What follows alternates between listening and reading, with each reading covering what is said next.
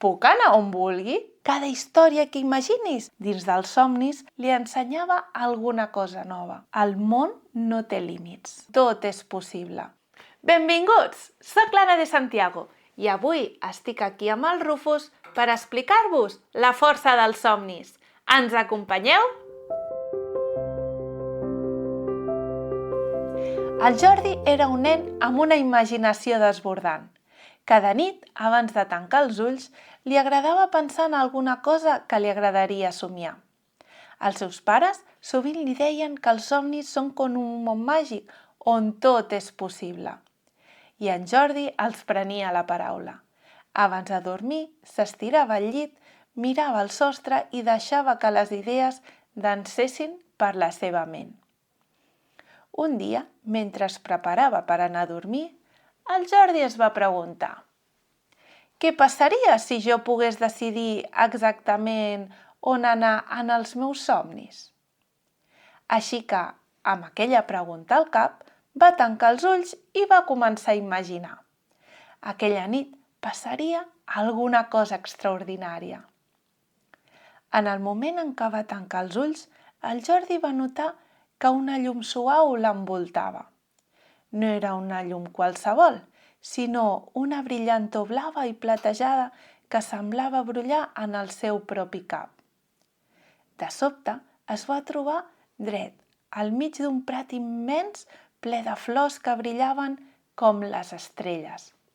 En el centre del prat hi havia un gran portal fet de llum, amb espurnes que dansaven al seu voltant.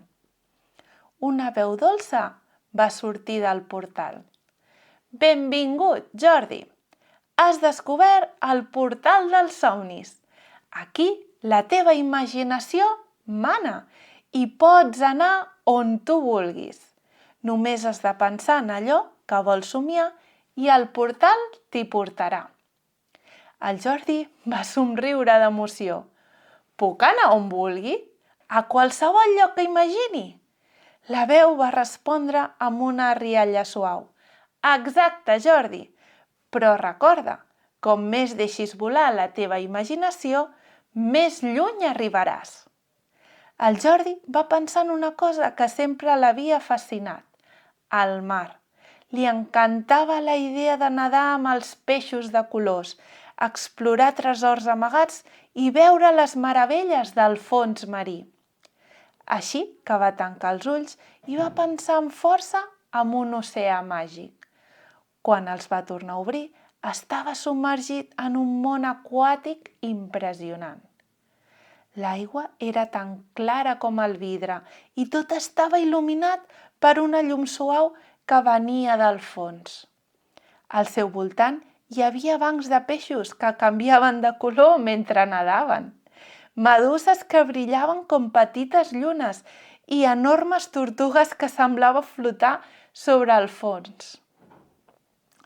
Mentre explorava, el Jordi va veure una gran portal de coral amagada darrere d'unes algues.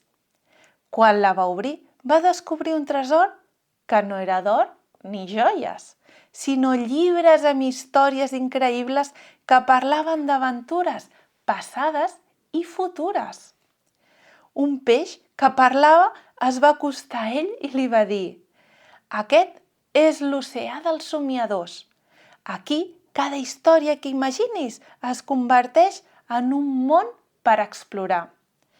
El Jordi es va quedar meravellat, va agafar un dels llibres i només llegir-ne una pàgina es va veure transportat. Era un espai encara més impressionant. Una ciutat sencera flotava al cel, feta de núvols, llums i estrelles. Els edificis eren transparents i des de cada finestra es podia veure un univers infinit. El Jordi caminava pels carrers suaus com el cotó i tot al seu voltant semblava xiuxiuejar secrets. Un estel en forma humana es va acostar i li va oferir un globus de llum. Aquest és el globus de la curiositat. Cada vegada que et facis una pregunta abans de dormir, el globus et portarà la resposta dins del somni. El Jordi Va agafar el globus amb les mans tremoloses i va somriure. Aquella nit estava descobrint que, dins dels somnis, el món no té límits. Cada vegada que el Jordi passava pel portal, els seus somnis es tornaven molt més fascinants. Un dia es va trobar sobre muntanyes altes fetes de foc. Un altre dia navegava en una nau espacial plena de gats astronautes. Però el més bonic de tots era que cada somni li ensenyava alguna cosa nova. Va aprendre que les preguntes que es feia abans d'anar a dormir eren com claus que obrien portes a noves aventures. Quan es va despertar aquella primera nit, el Jordi es va adonar que encara sentia l'emoció del seu viatge. Li va explicar tot als seus pares, que van somriure i li van dir: «La teva imaginació és molt poderosa, Jordi. Sempre que vulguis, pots imaginar aquests llocs màgics. Només has de tancar els ulls i deixar-te portar».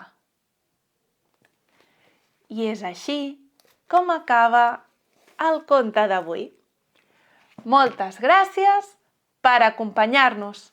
Fins la propera!